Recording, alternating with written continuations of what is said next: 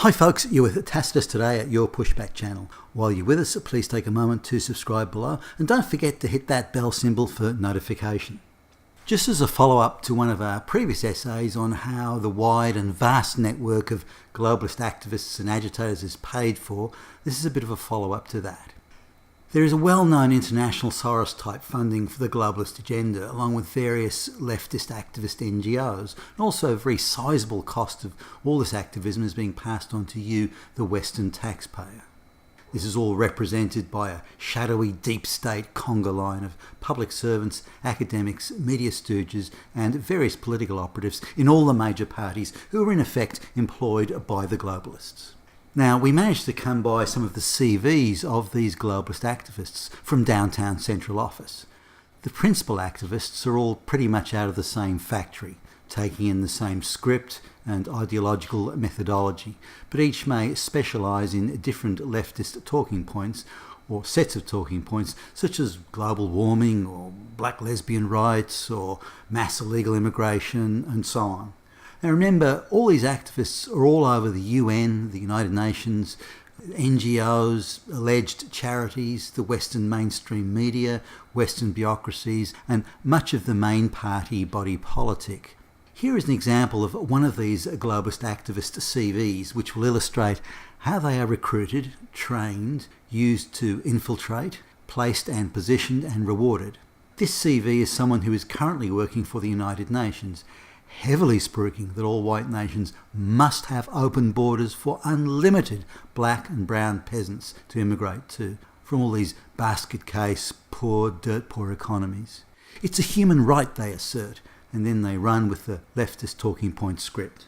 This particular activist's CV shows just how effortlessly and with central planning and coordination these folks move between the NGOs, the left-leaning political parties, the universities, the mainstream media, the United Nations, and these so-called charities. And also a big, once reputable media organisation, sadly now just gutter propaganda pushers. Also the public service and other gigs, and how he is well paid to be a globalist organiser, an insurgent, an agitator, a propagandist and a stirrer.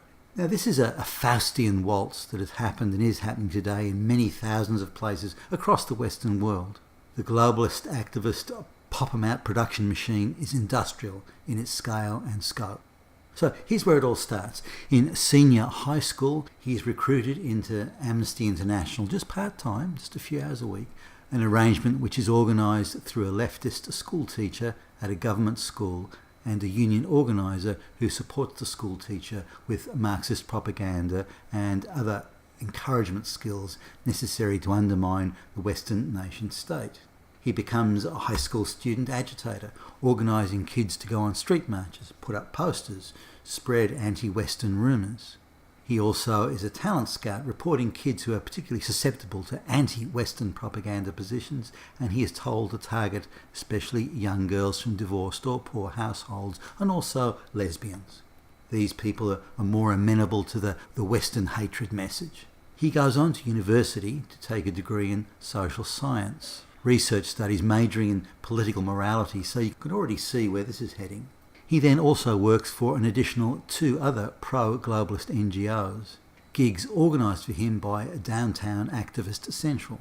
So this is now 3 NGOs in total he is working for, and again it's a few hours a week or a day here and a day there, and he becomes a student organiser and recruiter of other student activists, delivering starry-eyed young gender studies kids to the ranks of low IQ street mob marchers.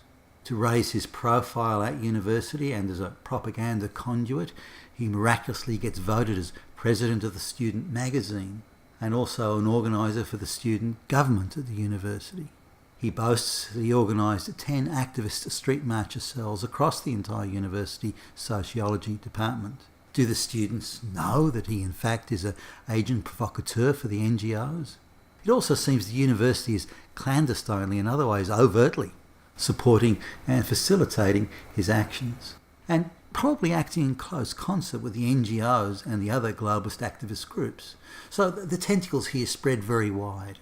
He then moves to another university to sit for a master's, majoring in human rights no less.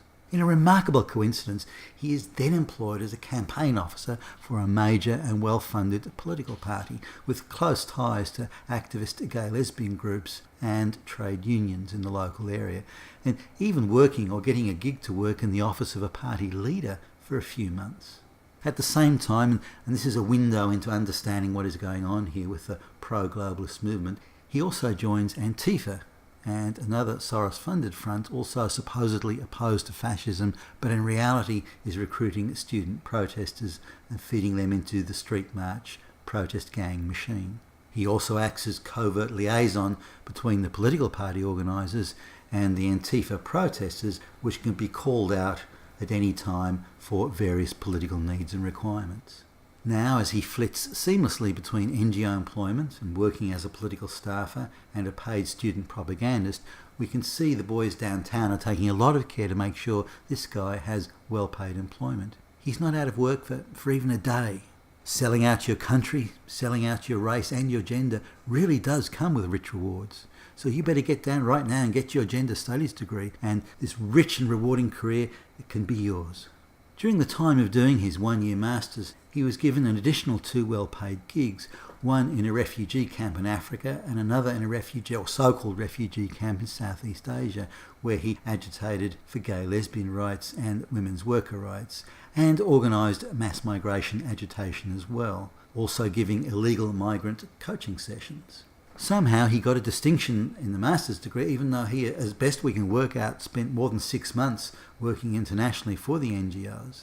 It seems he was given generous credits by his university and his lecturer for activist work in the refugee camps, again suggesting the universities and the NGOs and the United Nations are working closely or hand in hand, or even to the point where a clandestine phone call can make sure he's getting looked after.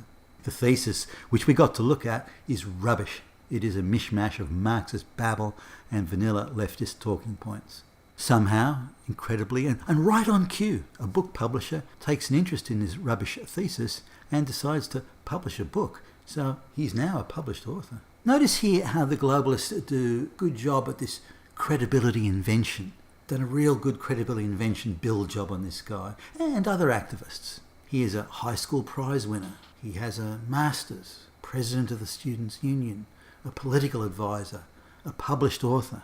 Unless you knew the two-bit flunky truth of it all, you would say, on paper at least, that this guy's a natural leader, a towering intellectual, and a font of near supernatural wisdom. In fact, he's a two-bit bum who's just been affirmative action through the whole thing. Well, hey, who cares?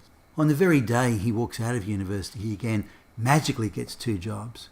One for an NGO leftist front as a social media propagandist or community engagement officer, and another as a human rights campaigner for another charity NGO hybrid. This also leaves him enough time to continue fetching and carrying for the 2 previously mentioned major NGOs.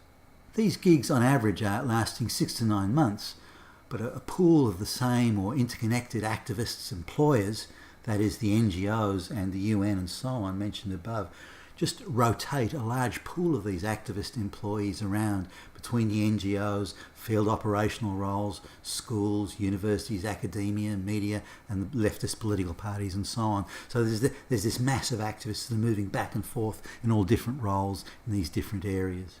Then, without missing a day, he went to work for the United Nations Human Rights Division, spreading propaganda in support of brown and black mass migration to white Western Europe. His employment at the UN perfectly coordinated with the mass migration of black and brown people to Europe over 2015-16. A grassroots, spontaneous mass people movement to Europe?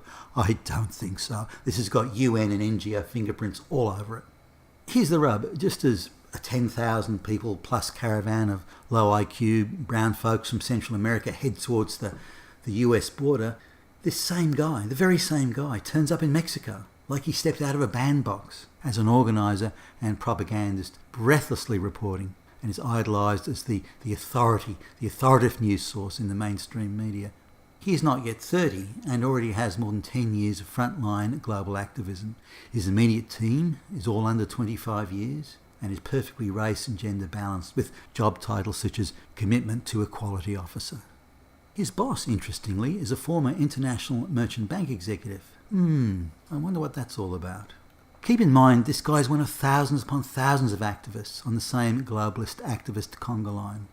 Best as we can ascertain, his income and the infrastructure he used and was supplied to him to apply this globalist activism is minimum 20% directly taxpayer funded by the Western taxpayer, 25% indirectly taxpayer funded, and 55% NGO funded through tax exempt and charities and so on. On the matter of how much these globalist activists or activists at this level are paid, NGO employment, which 15-20 years ago was typical of the then modest salaries paid by charities, has since moved up in the world big time. This guy was paid more than US $200,000 in 2017, along with various income tax exemptions and a generous expense account, bringing it up to $250,000 US for that year or better. This is before we get to a generous array of 5-star travel junkets. Now, that's not bad for a 28-year-old F-grade sociology flunky. So get out quick and get that gender studies degree, and you too can join the well-paid international activism bandwagon circuit. This globalist activism must not and should not be taxpayer funded without the electoral consent of the people. Similarly, activist NGOs must not receive any preferential tax status, and certainly not as they are actively, if not feverishly, undermining the very nation states that give them so many benefits and so much infrastructure to ply their hateful propaganda trade. Moreover, universities have become NGO-infiltrated leftist indoctrination and mob recruiting grounds by paid agitators working in concert with leftist academics and university administration. Such activism cannot and must not be taxpayer funded. Once the globalists are denied access to taxpayer funds and taxpayer-funded infrastructure, including the infrastructure of universities and charities, they will struggle to get out their message, or certainly not be able to put it out on the scale they are. Oh, and since globalisation became a thing, major international NGOs have multiplied by more than 350%. Coincidence? No. NGOs are the primary transporter vehicles used to push and promulgate globalisation. You've been with Tacitus today at your Pushback channel, and thank you for listening.